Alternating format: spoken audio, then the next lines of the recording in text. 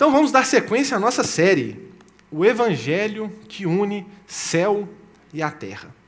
Quem esteve aqui na semana passada viu uma pregação maravilhosa do João, um dos textos mais belos da Bíblia, que é Efésios 1, em que Paulo ele fala grandes verdades sobre o Evangelho. Paulo fala como nós fomos adotados por Deus antes da criação do mundo. Como que Deus sabia que a gente ia pecar e ainda assim Deus escolheu nos criar, escolheu pagar um preço, escolheu se encarnar e ir para aquela cruz para que nós fôssemos adotados como filhos dele. E como que o Espírito Santo ele vem para habitar em nós e ele é a garantia da nossa salvação. Isso é extremamente profundo, isso é maravilhoso demais, às vezes é até difícil de acreditar, não é verdade? E antes da gente aprofundar na continuação desse capítulo, eu até queria te fazer uma pergunta que é: tem alguma coisa que você acredita que ninguém mais acredita? Acho que todo mundo tem a sua teoria da conspiração para chamar de sua, né? Tenho certeza que tem alguém aqui que acredita em ET, mas não quer falar. Então, cada um aqui acredita em alguma coisa. Na semana passada, acabou uma série, que foi uma série que eu gostei demais, que marcou a minha vida, assim, que puxava tudo que eu gostei da minha infância e tudo mais, que era o Stranger Things. E a última temporada, quem acompanha aqui sabe que foi ruim. O último episódio também foi bem fraquinho. E foi tão fraco que alguns fãs criaram a teoria de que, na verdade, o último episódio não era o último episódio. Tinha um episódio escondido. E que no dia tal ia sair esse episódio escondido, porque no último episódio, na verdade, eles estavam presos na mente do vilão, e que, na verdade, eles estavam escondendo tudo. Eles se deram, sim, o trabalho de gravar um episódio falso, só para depois surpreender a gente com um episódio surpresa. E tinha gente acreditando nisso verdadeiramente. Foi engraçado você entrar no Twitter esses dias e ver o pessoal torcendo para esse episódio secreto. Tem gente que acredita que o Elvis não morreu, não é verdade? Tem gente que gosta dessa teoria, tem outros que acreditam que o Michael Jackson não morreu. E não só isso, que ele está aqui no Brasil. Né? Aí vocês estão rindo porque vocês acreditam, tá vendo? Então, a gente tem essas doideiras. Tem gente que acredita que o homem nunca pisou na Lua. Tem certeza que isso aí foi publicidade americana para fingir. Então, cada um tem sua teoria. E, às vezes, também a gente tem coisas que a gente acredita muito, que a gente quer que aconteça. Né? Podem me chamar de louco, mas eu acredito que ano que vem nós veremos essa imagem aqui, do nosso adulto Ney erguendo a Copa do Mundo. Olha, esse ano, gente, a gente já virou de ano, já. Então, desculpa, esse ano, então, vocês estão mais crentes que eu. Esse ano, então, nós vamos ver o adulto Ney levantando a taça da Copa do Mundo. Tem uns aí que vão falar assim: esse cara está doido, que é ex-jogador em atividade. Né?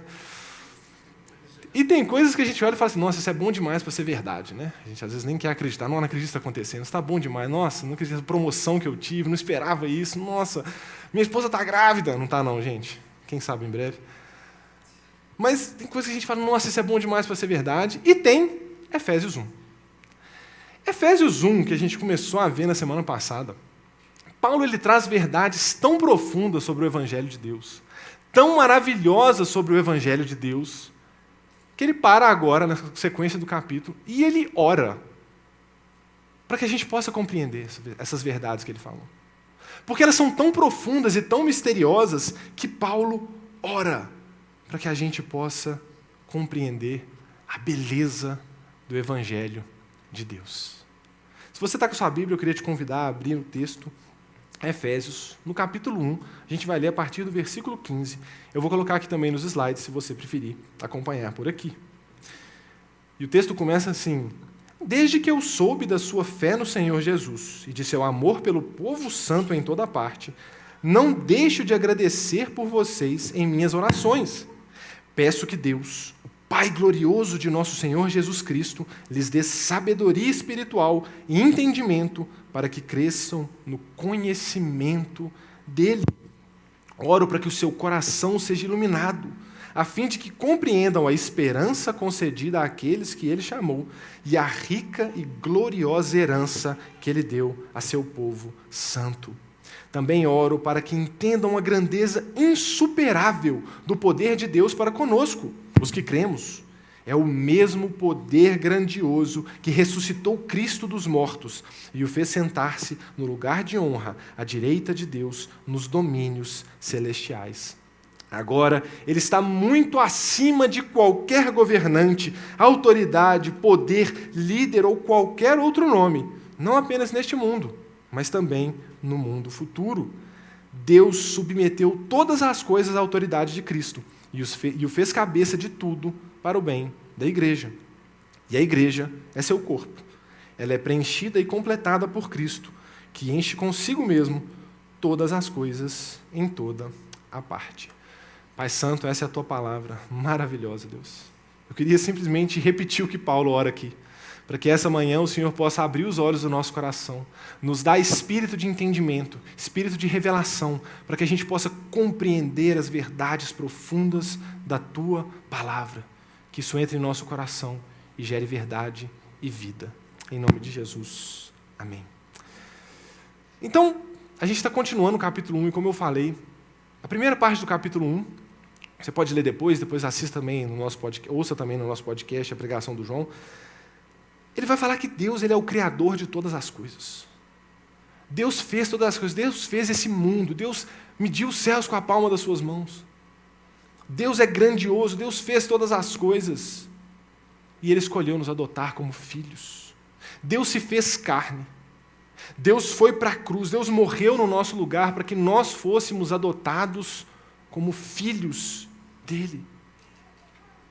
Deus um dia irá restaurar todas as coisas com essa notícia maravilhosa de que Deus unirá céus e terra, em que não haverá mais separação entre nós e Deus, mas nós viveremos em um mundo plenamente restaurado, e que Ele habita em nós, e que Ele é a garantia da nossa salvação.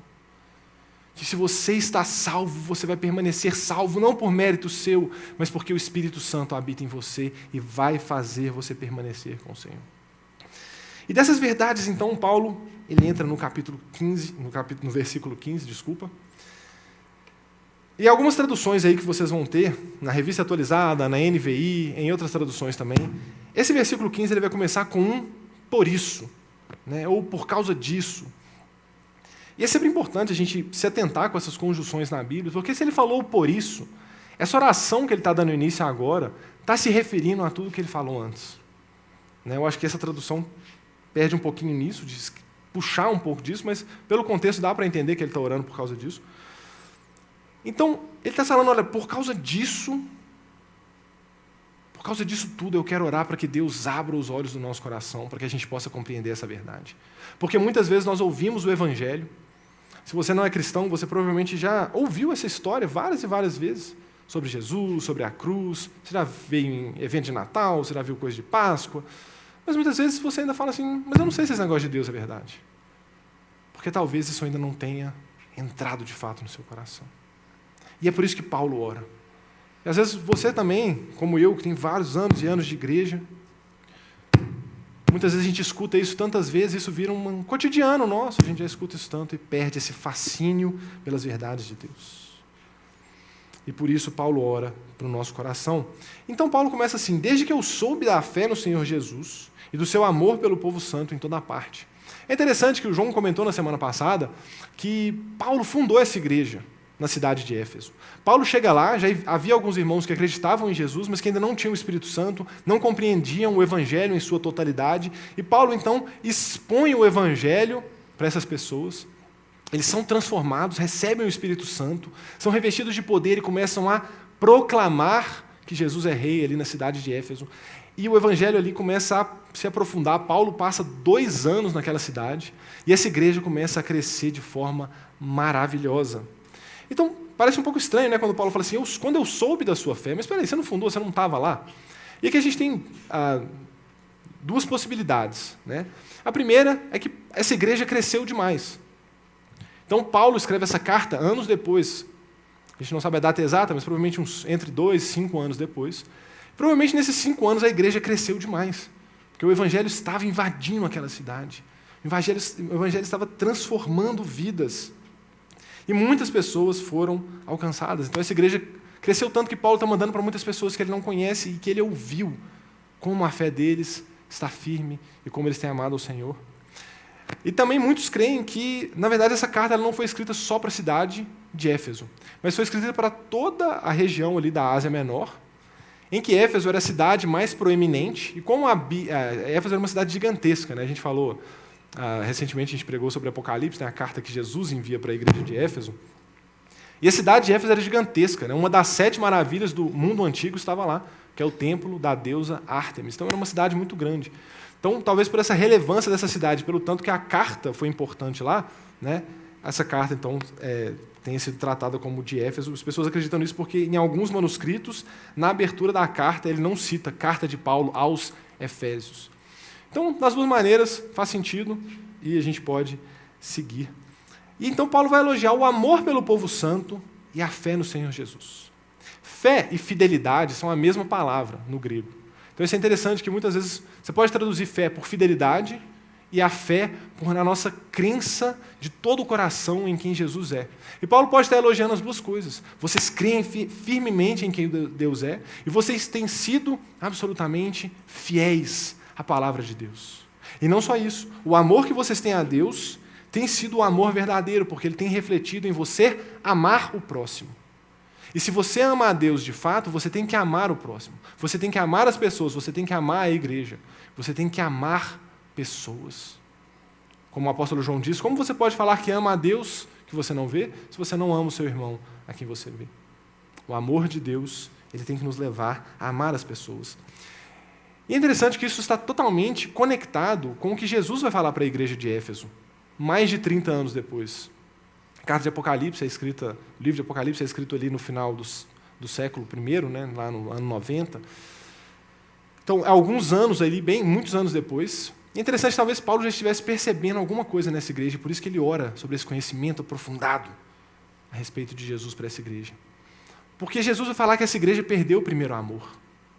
Se você quiser também ouvir no podcast, teve essa pregação, fui eu mesmo que fiz, da carta de Jesus à igreja de Éfeso, né, a primeira da série que a gente fez em Apocalipse. E Jesus vai falar para essa igreja que ela perdeu o primeiro amor. E é justamente isso aqui.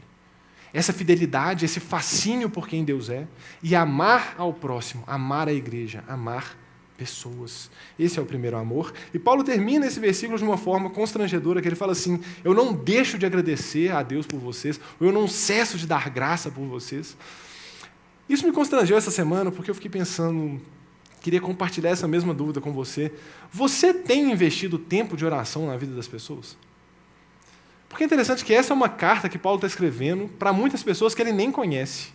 E ele fala assim, eu não tenho cessado de agradecer a Deus por causa de vocês.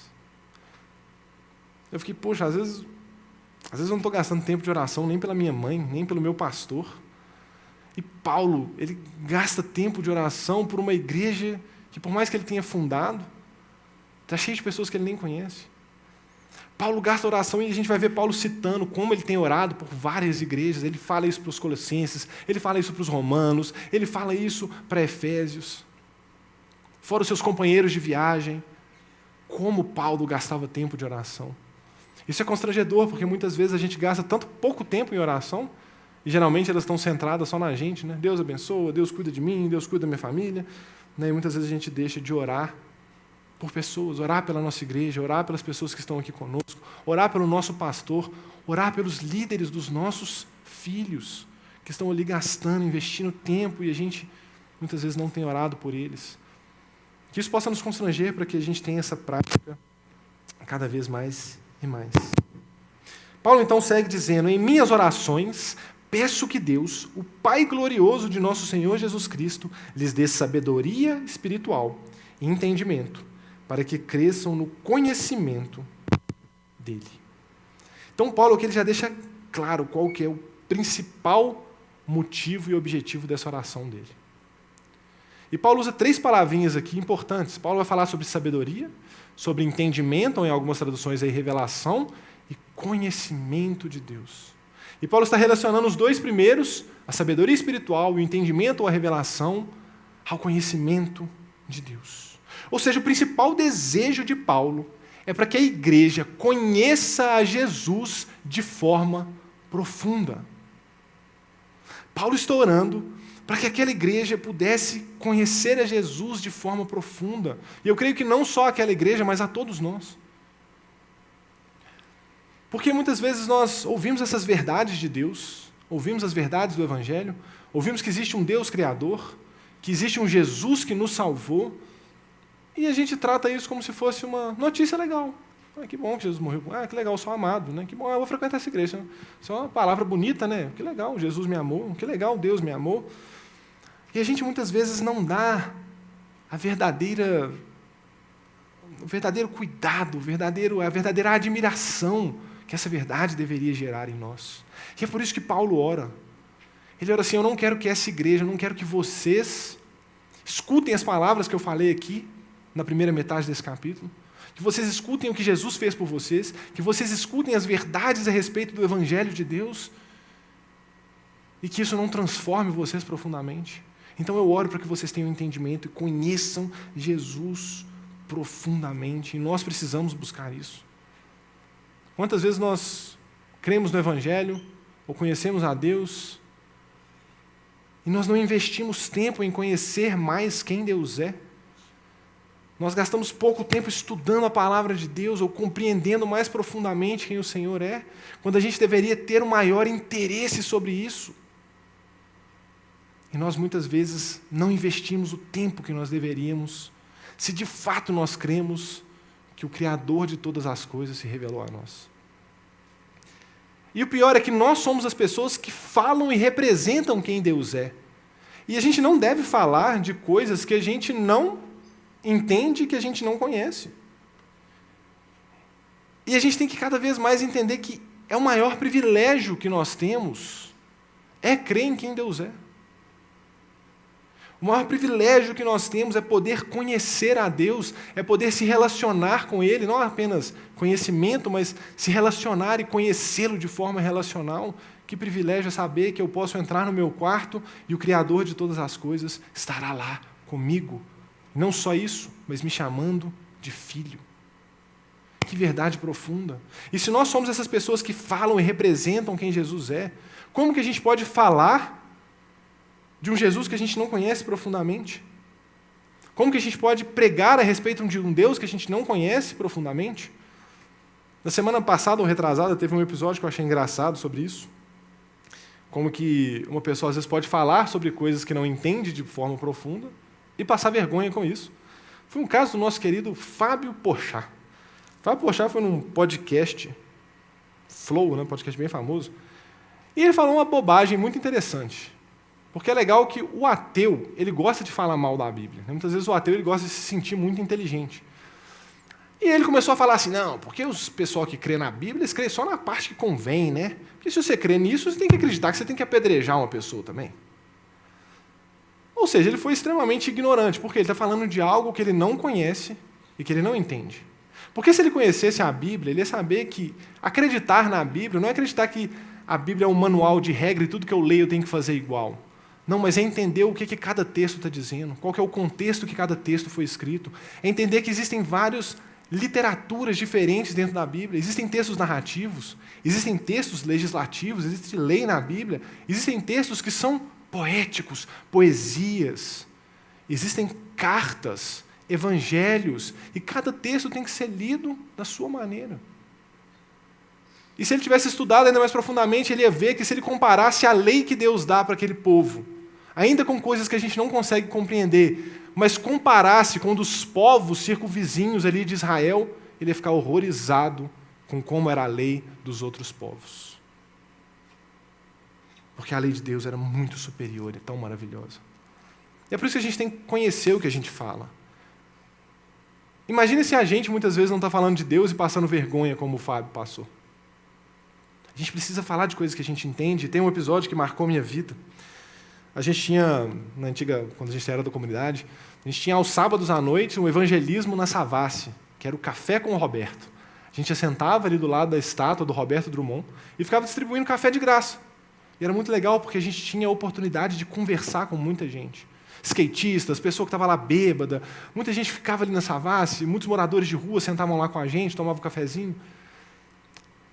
E a gente tinha a oportunidade de falar do Evangelho, conhecer e abraçar pessoas. E eu lembro um dia, nessa época, foi a época que eu comecei a ler. Quem me conhece hoje acha que eu sou um grande leitor, mas eu não sou. Eu leio muito devagar, tenho muita dificuldade de ler, tenho muita dificuldade, eu tenho uma atenção muito difusa. E eu comecei a ler tarde também. Assim. Na minha adolescência eu não gostava muito de ler, não. Li um livro ou outro. Mas eu comecei a gostar mesmo justamente para conhecer mais a Deus, para ler mais sobre teologia, para investir mais sobre o conhecimento do Senhor. Só que já, comecei a ler, já sentia top, sei demais, Vou ler o primeiro livro de apologética, estou preparado para conversar com qualquer um. E eu lembro que teve um dia que tinha um ateu lá, que ele estava perturbando muito o pessoal. Aí o pessoal, o Gerê gosta de ler, né? O Gerê é inteligente, então chama ele aqui, vem cá conversar com esse cara. Manda para mim. Chega aí, ateu.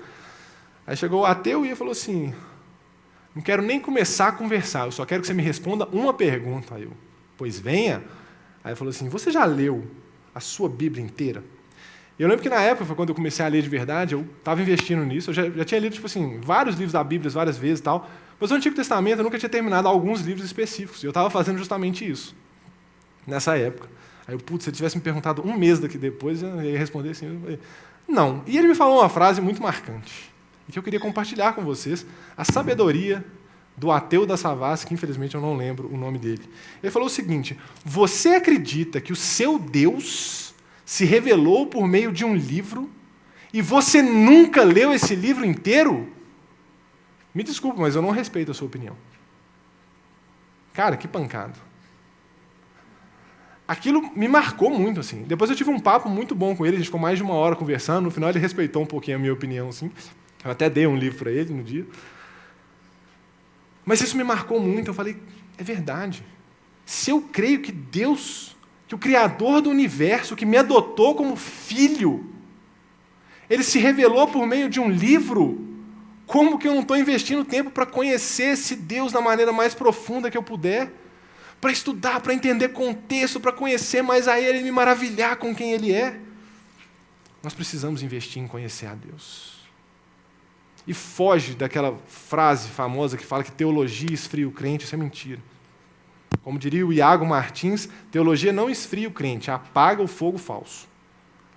E muitas vezes a gente quer uma fé só de experiência, mas não, Deus está nos convidando a conhecê-lo, a aprofundar, a gastar tempo, mas não apenas um conhecimento teórico, mas em relacionamento com Ele.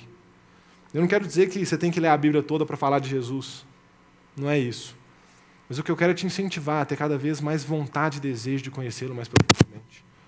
O pouco que você já conhece, fala do pouco que você já conhece. Mas não se conforme com isso. Invista em águas mais profundas. Então Paulo disse, em minhas orações eu peço que Deus lhes dê sabedoria e entendimento. Aqui em outras traduções vai estar, eu coloquei, não coloquei não. Vai estar espírito de conhecimento e de revelação. E é interessante que no grego não tinha letra maiúscula. Então, quando eles escreviam a palavra espírito, às vezes o tradutor vai ter que interpretar se está falando de espírito, de conhecimento espiritual, ou se está falando do Espírito Santo de Deus. Porque na nossa Bíblia a gente já bate o olho, se vê o E maiúsculo, Espírito Santo. Se vê o E minúsculo, conhecimento espiritual, está falando do nosso espírito e tudo mais. E aqui tem as duas vertentes, as duas traduções, as duas possibilidades. E é interessante que, de qualquer forma, ele está pedindo por sabedoria espiritual e conhecimento. Em outras traduções, então, espírito de sabedoria e espírito de revelação. E o Nicodemos, comentando essa passagem, ele puxa justamente uma passagem de Isaías, que me faz crer que Paulo talvez estivesse fazendo uma alusão a esse texto de Isaías, referindo-se ao Espírito Santo de Deus.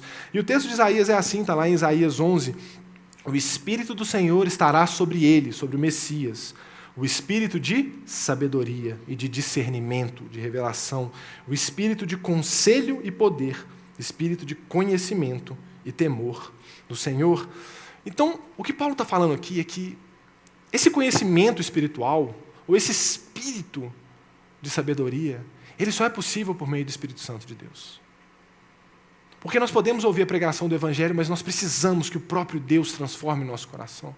Nós precisamos que o próprio Deus faça com que o que nós lemos aqui, com que essas verdades criem raízes e transformem e mudem o nosso coração. Nós precisamos do Espírito Santo.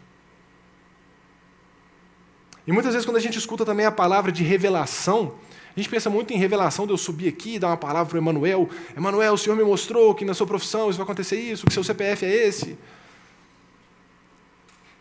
Eu não quero menosprezar essas coisas, porque Deus já fez isso na minha vida e foi uma bênção. Deus pode sim trazer esse tipo de revelação. Mas o que ele está falando aqui é algo que Paulo vai falar lá em 2 Coríntios, no capítulo 2. É interessante que esse é um versículo que a gente usa muito fora de contexto, né? Quem nunca ouviu isso aqui? É isso que as Escrituras dizem. Olho nenhum viu, ouvido nenhum ouviu, mente nenhuma imaginou o que Deus preparou para aqueles que o amam. Geralmente a gente usa isso para motivar a pessoa, né? Não fica assim não, porque ninguém sabe o que Deus tem preparado para você.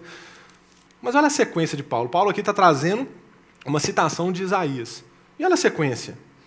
Mas foi a nós que Deus revelou essas coisas, por meio do seu Espírito. Pois o Espírito sonda todas as coisas, até os segredos mais profundos de Deus. Se a gente avançar um pouquinho no versículo 12. E nós recebemos o Espírito de Deus, e não o Espírito desse mundo, para que conheçamos as coisas maravilhosas que Deus nos tem dado gratuitamente. Revelação não é você descobrir coisas novas que ninguém sabe e tudo mais. Não, revelação é que a gente possa compreender as maravilhosas verdades que a Bíblia nos ensina. Para que a gente ouça que Deus nos adotou como filhos, e isso não seja simplesmente uma coisa que a gente escuta, mas algo transformador e constrangedor e fascinante. Deus me adotou como filho. Para que a gente possa ter a esperança de que um dia Ele vai voltar, de que um dia Jesus vai voltar e reinar presencialmente nessa terra, que Ele vai restaurar todas as coisas e não vai haver mais choro, não vai haver mais dor, não vai haver mais guerra, não vai haver mais sofrimento. E nós viveremos eternamente na presença de Deus, junto com pessoas transformadas à imagem e semelhança de Jesus. E legal, eu posso falar isso aqui, mas nós precisamos que o Espírito Santo do Senhor coloque essa verdade no seu coração. Sem a intervenção do Espírito, é impossível compreender a verdade e a beleza do Evangelho. Isso tem que nos gerar humildade também, de entender que não é o tanto que eu estudo, mas eu preciso do Senhor, eu preciso do meu professor, que é o Espírito Santo. Eu preciso que Ele gere essas verdades no meu coração. E é isso mesmo que Paulo vai continuar dizendo, olha só. Oro para que o seu coração seja iluminado, a fim de que vocês compreendam a esperança concedida àqueles que Ele chamou e a rica e gloriosa herança que Ele deu a seu povo santo. Então, Paulo ele ora pela nossa mente, mas Paulo ele ora pelo nosso coração. E o coração ali para o judeu ele já envolvia essa parte da mente também, porque ele envolve tudo. Ele envolve os nossos desejos, os nossos sonhos, os nossos anseios, as nossas vontades, os nossos conhecimentos, tudo faz parte ali do coração. Então Paulo está orando para que o mais profundo do nosso ser, o mais profundo dos nossos desejos, tenham os olhos abertos para que a gente possa amar ao Senhor. Eu gosto que ele fala do coração porque eu falei muito sobre conhecimento, sobre estudo, mas a gente tem que lembrar que conhecer a Deus não é um mero exercício intelectual. É devocional, é relacional. Eu preciso conhecer e me prostrar diante do Senhor. Teologia, o estudar a respeito de Deus, nunca pode gerar aquilo que gerou no Gerê de 15 anos atrás. Manda o ateu para cá. Mas humildade. De Senhor, me concede graça para conversar com aquela pessoa, porque eu sei que quem pode transformar aquele coração é o Teu Espírito Santo. É gerar fascínio. J.I. Packer, um autor, um teólogo muito importante que faleceu recentemente, ele diz o seguinte: conhecer a Deus é uma questão de envolvimento pessoal, que abrange a mente, a vontade e os sentimentos. Caso contrário, não seria um relacionamento completo de verdade. Ou seja, relacionamento envolve tudo. Envolve tudo. E não é simplesmente aprender mais sobre Deus, a gente precisa que o nosso coração seja transformado. Tem uma música de uma banda britânica chamada Mumford & Sons, que eu gosto muito, que ele canta uma coisa que eu acho muito legal no refrão. Ele fala o seguinte: a minha mente disse ao meu coração, deixa o amor crescer. Mas o meu coração disse para a minha mente, dessa vez, não. Muitas vezes a gente coloca coisas na nossa cabeça, mas que o nosso coração não quer. Muitas vezes a gente quer estudar mais de Deus e a gente percebe que isso não tem mudado a nossa vida de fato. Eu não tenho me apaixonado, eu não tenho me fascinado. Às vezes a sua mente pode estar falando para o seu coração, eu quero conhecer mais a Deus, mas o seu coração está falando para a sua mente, dessa vez não. A gente gosta mais de outras coisas. A gente precisa se relacionar com Deus para que o nosso coração seja transformado. Para que quanto mais eu conheço a Deus, mais eu ame o Senhor. E quanto mais eu amo ao Senhor, mais eu quero conhecer a Ele. Quanto mais eu me fascino com as verdades do Evangelho, mais eu quero me aprofundar no Evangelho, mais eu quero saber a respeito desse Deus, mais eu quero me relacionar com Ele. Porque, de novo, se eu entendi que o Criador dos céus e da terra, Ele está me esperando no meu quarto, para que a gente possa se relacionar, eu preciso correr para lá. Isso eu prego primeiro para mim. Isso eu prego primeiro para mim, porque como eu preciso disso. E como eu preciso orar essa oração de Paulo, Deus, abre os olhos do meu coração. E Paulo ele pede então que os nossos corações sejam abertos para que a gente possa compreender a esperança concedida àqueles que ele chamou e a rica e gloriosa herança que ele deu ao seu povo santo. E quando Paulo fala de esperança, Paulo está falando justamente sobre isso. A esperança do cristão não é ir para um céu distante. Não é que você ganhou um ticket para o céu e está tudo resolvido e sua vida continua, mas beleza, agora eu já fiz uma oração e eu vou para o céu. Não, não é isso. A esperança é que Deus vai te usar para que você seja parte da história que Ele está construindo. É que Deus vai te usar para que você seja um canal de transformação na vida de pessoas e para que você tenha a esperança de que um dia Ele vai voltar e de que toda dor é por enquanto. Para que isso entre no nosso coração, para que a nossa esperança não seja a eleição que vai ter esse ano. Porque quantas pessoas saem de igreja e brigam e querem isso, por quê? Porque a esperança está na política.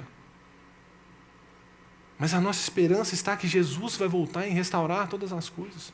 Não quer dizer que a gente não lute por um mundo melhor, a gente luta, a gente cuida da natureza, a gente cuida das pessoas, a gente atua politicamente, a gente cuida da nossa cidade, mas a nossa esperança é Jesus. A nossa esperança é a igreja local. A gente entende que a gente tem mais poder de mudar essa cidade por meio do Evangelho do que qualquer político na sua posição. A nossa esperança é essa. Porque quem atua na igreja local é o Espírito Santo de Deus. Então Paulo ora para que a gente compreenda isso.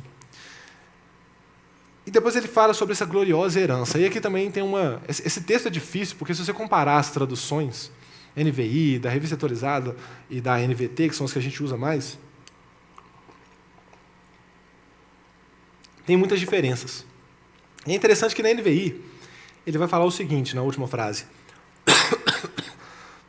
Ele olha para que a gente compreenda as riquezas da gloriosa herança de Jesus nos santos. O que ele está falando é o seguinte: vocês, igreja, vocês, filhos de Deus transformados, vocês são a herança de Jesus. Vocês são preciosos para Jesus. Porque, claro, a gente tem que entender, como Paulo vai falar aqui no capítulo 2, nós estávamos mortos nos nossos pecados. Nós estávamos totalmente distantes de Deus, nós não merecemos nada, nós não valemos nada, mas Deus escolheu nos adotar como filhos. Jesus nos comprou com o seu precioso sangue, e a partir desse momento nós nos tornamos filhos amados e preciosos de Deus. Ele te ama e você é precioso. Isso é tão profundo, e eu quero compartilhar uma citação do J.I. Packer, que era até difícil da gente entender, mas ela é tão profunda e tão bela. Olha só o que ele fala sobre essa preciosidade da igreja para Jesus e para Deus. Deus estava feliz sem os seres humanos, antes da sua criação. Deus estava plenamente satisfeito, Deus era perfeito e se relacionava Pai, Filho e Espírito Santo plenamente. Ele teria continuado feliz e pleno simplesmente se ele tivesse destruído o homem depois do pecado. Pecou, vocês merecem a morte, então... Mas Deus dedicou o seu amor a qualquer pecador individualmente. E isso significa que por sua livre e espontânea vontade, ou seja, Deus escolheu isso, Ele não conhecerá a felicidade pura e perfeita novamente, até que tenha levado cada um deles para o céu. Na realidade, Ele resolveu que daquele momento até a eternidade, sua felicidade seria condicionada à nossa. O que ele está falando é que Deus ele chora pelo perdido. O que ele está falando é que a igreja é tão preciosa para Ele, que enquanto Deus não tiver nos restaurado completamente, restaurado esse mundo completamente, Ele não vai estar plenamente feliz de novo, porque Ele sofre de ver a humanidade sofrendo, Ele sofre de ver a sua igreja sofrendo. Deus escolheu isso. Deus escolheu nos amar porque Ele não precisava. E Ele já estava plenamente satisfeito antes. Mas Ele escolheu que a gente fizesse parte disso. Ele quis compartilhar esse privilégio com a gente. E eu oro para que o Senhor abra os olhos do nosso coração para que a gente possa compreender isso que Ele está falando aqui. Deus não precisava da gente para ser feliz. Mas Ele escolheu atrelar a felicidade dEle à nossa restauração. Paulo continua: também oro para que entendam a grandeza insuperável do poder de Deus para conosco, os que cremos. É o mesmo poder grandioso que ressuscitou o Cristo dos mortos e o fez sentar-se no lugar de honra, à direita de Deus, nos domínios celestiais. Isso é muito lindo também, porque Paulo está falando o seguinte: o mesmo poder, o mesmo Espírito Santo que ressuscitou Jesus dos mortos, é o mesmo Espírito Santo que precisou atuar no seu coração para que você pudesse ser salvo, para que você pudesse nascer de novo. De certa forma, a gente também é ressuscitado, né? De certa forma, a gente morre e nasce de novo. Nós somos nova criatura, e é isso que Paulo vai falar no próximo capítulo, que aí, semana que vem, o João aprofunda nisso. Embora a gente estivesse morto por causa dos nossos pecados, Ele nos deu vida juntamente com Cristo. É pela graça que vocês são salvos. É o Espírito Santo que nos dá a vida. É esse poder que atua em nós. Mas não só isso. A gente tem que ter ciência de que é esse poder que atua em nós para que, de fato, a igreja local seja a esperança do mundo. Para que, de fato, a gente entenda que, por causa do Espírito Santo, por causa do amor que flui em nós, por causa do Espírito Santo, nós podemos mudar essa cidade. Você pode mudar o seu trabalho. Você pode transformar vidas por meio da pregação do Evangelho, por meio do testemunho que você dá, por meio das suas ações, por meio do amor que você demonstra, porque o Espírito Santo habita em você de tal forma que Jesus quer usar você para que as pessoas conheçam a Ele. E nós precisamos entender isso como igreja. Nós precisamos entender isso, que Deus quer se revelar às pessoas por meio da sua vida. E Ele nos dá poder para isso. E poder não só para fazer milagre, para fazer grandes feitos. Sim, essas coisas acontecem, mas o principal é que a gente entenda que o mesmo poder que atuava em Jesus atua em nós. E esse poder, ele nos capacita a vencer o nosso pecado, a não ser mais escravo do nosso pecado. Nos capacita a amar como Ele amou. E nos capacita a anunciar o Evangelho com coragem. Nós não temos o que temer. Nós não temos o que temer, porque o Senhor está conosco. É por isso que nos países em que a igreja é perseguida, a igreja continua crescendo, porque é o Espírito Santo que sustenta a igreja. É o Espírito Santo que nos fortalece. E nós que muitas vezes temos uma situação mais cômoda aqui no Brasil, a gente perde isso de vista. Mas o mesmo poder que atuava em Jesus atua em nós, para que a gente possa anunciar e amar como Ele amou. Então Paulo entra na conclusão da sua oração dizendo: agora ele está muito acima de qualquer governante, autoridade, poder, líder ou qualquer outro nome, não apenas neste mundo, mas também no futuro. Outras traduções aqui vão estar não somente neste século, ou não somente nesta era, mas na próxima. O que Paulo está falando é o seguinte: Jesus já está reinando. Jesus venceu as forças do mal naquela cruz. Jesus se assenta à destra do Pai e Jesus já está reinando, ainda que muitas vezes a gente olhe ao redor desse mundo e parece que isso não é verdade. Mas porque a gente está acostumado com os reinos desse mundo, em que eles chegam, se impõem, matam os seus inimigos, mas não é assim que Jesus conquista o seu reino. O N.T. Wright explica isso muito bem. Ele diz o seguinte: Jesus ressuscitou. Então, Ele é o Messias e, portanto, Ele é o verdadeiro Senhor do mundo. Ele reina. Jesus ressuscitou, então a nova criação de Deus começou. Deus já começou a nos transformar para sermos a imagem de Jesus. E nós, seus seguidores, temos um trabalho a fazer. Jesus ressuscitou, então devemos agir como seus arautos, anunciando o seu senhorio ao mundo inteiro, fazendo o seu reino vir na terra, como é nos céus. Nós somos os representantes de Deus nessa terra. Nós anunciamos que Ele reina. E as pessoas precisam ver o reino dEle na igreja. Precisam ver como Ele reina por meio da igreja. É isso que o livro de Apocalipse vai falar ao longo de toda a sua escrita. Gente, vocês estão vendo César aí? Relaxa. Sabe por quê? Porque enquanto César está governando e matando, está tendo um culto nos céus ao Cordeiro que foi morto.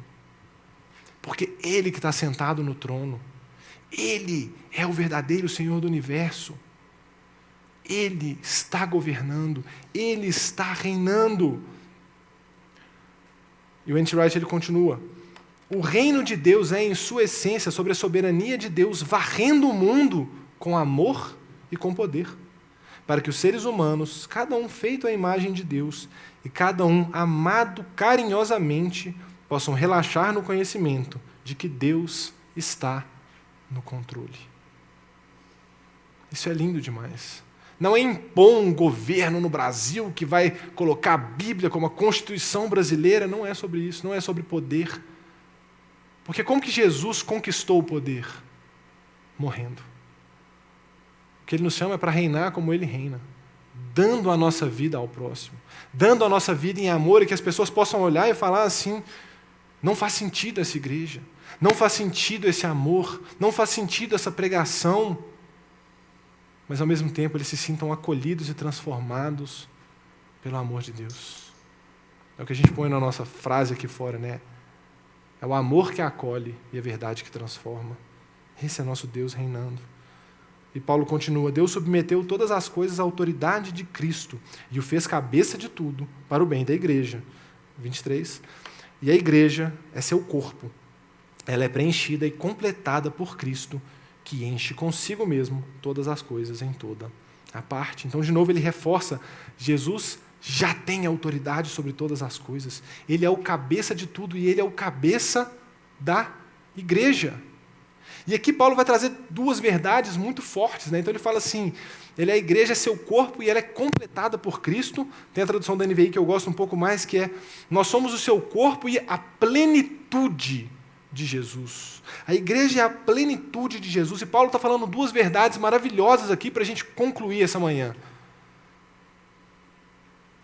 Quando Paulo fala que nós somos corpo, Paulo está falando de uma união orgânica de Jesus com a igreja. Uma coisa tão profunda que nós somos um com Ele. A igreja é Jesus nessa terra. Porque Paulo vai comparar isso ao casamento, né? Paulo fala, do mesmo jeito que o marido e a esposa se tornam um, a igreja e Cristo se tornam uma só coisa. Eu não sei quanto a você, mas o meu corpo sou eu. É difícil colocar um corpo diferente numa cabeça diferente. Então o que ele está dizendo é que nós somos o corpo de Jesus. Jesus escolheu que nós seríamos a presença dele nessa terra. E quando diz de plenitude, é justamente isso. A igreja é o ponto central do governo de Jesus e da presença de Jesus nessa terra. Nós somos os pés e as mãos de Jesus. Se Jesus não está aqui fisicamente, se Jesus não vai ser o ombro que as pessoas vão chorar, se Jesus não vai ser a mão estendida, o auxílio estendido para as pessoas, vai ser você. As pessoas vão olhar para você e vão poder ver quem Jesus é. As pessoas vão olhar para a igreja e poder conhecer quem Jesus é, porque o amor dele flui por nós, porque o evangelho ele é pregado por nós. E nós precisamos disso. Nós precisamos pregar essa verdade e compreender isso. Quando a gente compreende o poder que a igreja tem, o poder de transformar vidas individuais e impactar nações. Porque talvez a gente não precisa ter sonhos megalomaníacos, não, realmente, quero mudar o mundo, mas talvez você vai pregar para uma pessoa que vai. Um dia alguém pregou para o William Wilberforce, que mudou uma cidade, mudou o mundo, né, lutando contra a escravidão. Um dia alguém pregou para o C.S. Lewis e os livros deles impactaram nações. Por quê? Porque alguém entendeu que tinha o poder para pregar e para demonstrar o amor para as pessoas. Demonstrar o reino de Deus. Para que a oração que Jesus nos ensinou, que o seu reino venha na terra como é nos céus, possa fluir das nossas vidas. Um reino de amor, um reino de entrega. E para a gente concluir, então, queria que a gente guardasse duas verdades dessa pregação. Em primeiro lugar, que para a gente conhecer e compreender, que a essência dessa pregação é o Espírito Santo. E que, em primeiro lugar, o Espírito Santo, nós precisamos dele para conhecer a Deus e compreender as maravilhas do seu Evangelho. Se você não é cristão, eu queria te desafiar hoje a fazer uma oração. E falar, eu já ouvi essa história tantas vezes. Já ouvi falar de Deus tantas vezes. Mas isso nunca transformou meu coração. Então, Jesus, eu quero repetir o que Paulo falou aqui. Então, abre os olhos do meu coração. Se isso for verdade, eu não preciso ver uma luz brilhando na minha frente, mas eu quero que essa verdade entre no meu coração. Se você já é cristão, eu queria te fazer um convite que talvez tenha se tornado cotidiano na sua vida. Talvez você tenha perdido aquele fascínio que você já teve por Jesus. Talvez você tenha perdido o desejo de conhecer mais e mais a Jesus, e eu também queria te convidar a orar ao Espírito Santo de Deus, abre os olhos do meu coração, porque eu preciso ser transformado por Ti. Em segundo lugar, nós precisamos do Espírito Santo para sermos revestidos de poder, para sermos Suas testemunhas. Nós precisamos do Espírito Santo para anunciar a verdade e para amar as pessoas. E como eu falei, se a gente ama a Deus, a gente precisa amar o próximo, a gente precisa amar a igreja. Se você também não tem visto isso na sua vida, não, eu até entendo o Evangelho, mas não estou vendo esses efeitos na minha vida, eu não tenho demonstrado amor, eu não tenho pregado o Evangelho. Coloque isso diante do Senhor também. Eu vou orar e depois nós vamos ter um momento de canção antes da ceia. E eu queria que você refletisse sobre isso.